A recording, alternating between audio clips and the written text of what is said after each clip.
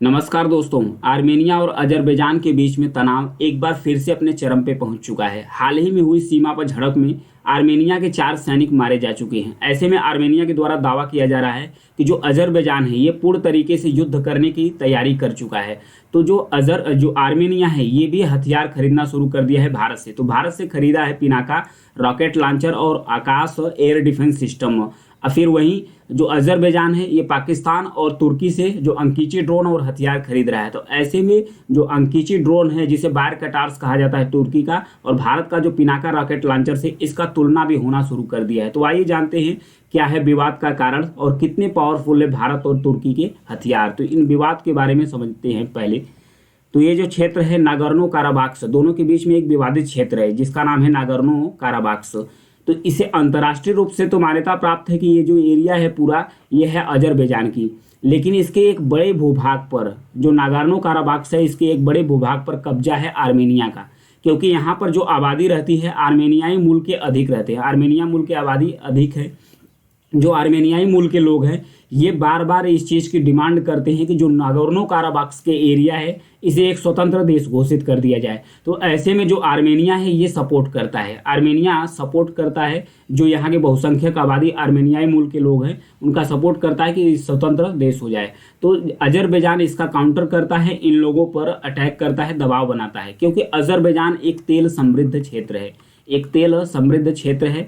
ये हथियार खरीद कर जो आर्मेनिया है इसको बार बार दबाता रहता है। तो इन सब चीज़ों को लेकर मुद्दा दोनों के बीच में गर्म हो चुका है। इसमें दो गुट भी बन चुके हैं। आर्मेनिया अजरबैजान जो संघर्ष चल रहा है इसमें दो धुरी बन चुकी है। एक तरफ है तुर्की और पाकिस्तान, एक तरफ तुर्की और पाकिस्तान है जो हथियार सप्लाई कर रहे हैं अजरबैजान को। एक तरफ है भारत और फ्रांस, एक तरफ भारत और फ्रांस है जो हथियार सप्लाई कर रहे हैं आर्मेनिया को। गुप्त रूप से ये दोनों लोग हथियार सप्लाई कर रहे हैं, आर्मेनिया हथियार को सप्लाई कर रहा है। तो दोनों के बीच में जो संघर्ष है ये होना शुरू कर दिया है। तो आइए जानते हैं कि जो छिटपुट घटना होती है और उसके बाद जो भारत का पिनाका रॉकेट मिसाइल सिस्टम है उसके बारे में जानेंगे भी, और उसके साथ साथ जानेंगे जो तुर्की का जो टर्की है उसका जो ड्रोन सिस्टम है, अंकीची ड्रोन सिस्टम है, उसके बारे में भी देखेंगे कि दोनों के बीच में कितना पावरफुल है, दोनों हथियारों के बीच में जानेंगे।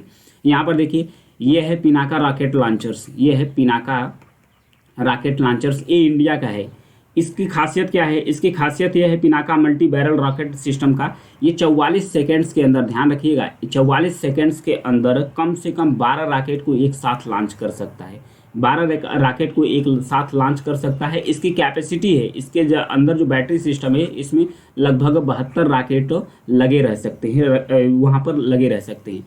पिनाका की एक और खासियत है कि ये किसी भी बड़ी छावनी को, किसी भी ज़मीन पर जो कोई भी दुश्मन की अगर बड़ी छावनी है तो उस बड़ी छावनी को कम ही समय में पूरी तरीके से डिस्ट्रॉय कर सकती है, यानी कि बर्बाद कर सकती है। और इसकी खासियत यह भी है कि जैसे ही किसी टारगेट को हिट करता है, किसी दुश्मन के जो छावनी है या किसी भी हथियार पर अटैक करता है, तो वो वैसे ही अपने स्थान से ये पिनाका है हट जाता है, ताकि दुश्मन भी अगर रिटेलिएट्स करे यानी कि वापस वार करे तो ये अपना स्थान खाली कर दे, उसका वापस वार चला जाए। यह है आकाश मिसाइल सिस्टम, इसे एयर डिफेंस सिस्टम बोला जाता है, एयर डिफेंस सिस्टम बोला जाता है।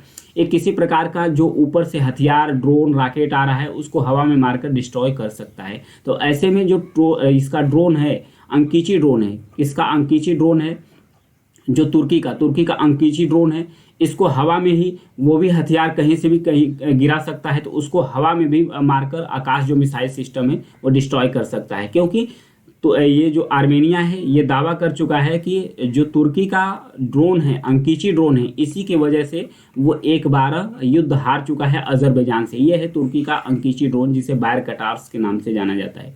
इसकी कैपेसिटी इतनी है कि ये काफ़ी लंबे समय तक हवा में उड़ सकता है और काफ़ी ऊंचाई तक उड़ सकता है।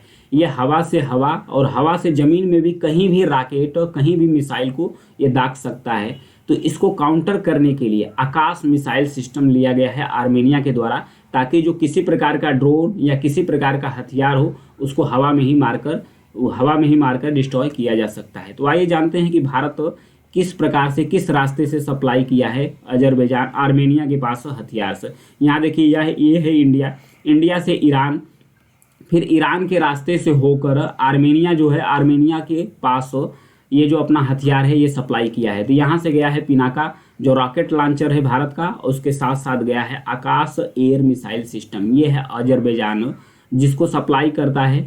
ये सप्लाई कौन कौन करता है? एक तो करता है तुर्की, यहाँ पर देखिए ये है टर्की, टर्की सप्लाई करता है अजरबैजान को हथियार। उसके साथ साथ यहाँ पर देखिए पाकिस्तान, पाकिस्तान भी हथियार सप्लाई करता है। दो देश हथियार सप्लाई करते हैं। वहीं आर्मेनिया को फ्रांस भी हथियार सप्लाई करता है, उसके बाद भारत भी हथियार सप्लाई करता है। हालांकि आर्मेनिया और अजरबैजान के साथ रिश्ते दोनों से भारत के बेहतर हैं, लेकिन फिर भी आर्मेनिया से कुछ ज़्यादा ही बेहतर भारत के रिश्ते हैं। इसलिए पिनाका जो रॉकेट सिस्टम है वो दिया गया है किसको? पिनाका रॉकेट सिस्टम दिया गया है आर्मेनिया को। और तुर्की के द्वारा जो अंकीची ड्रोन है वो दिया गया है अजरबैजान को। तो अभी दोनों के बीच में तनाव काफ़ी बढ़ चुका है, झड़प हो चुकी है। दोनों ही सीमा पर खड़े हैं दोनों देश, आर्मेनिया के सैनिक और अजरबैजान के सैनिक।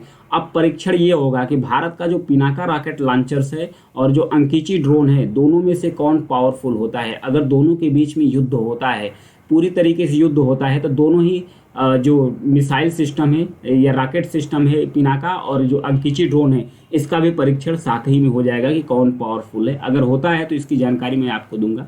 Thank you.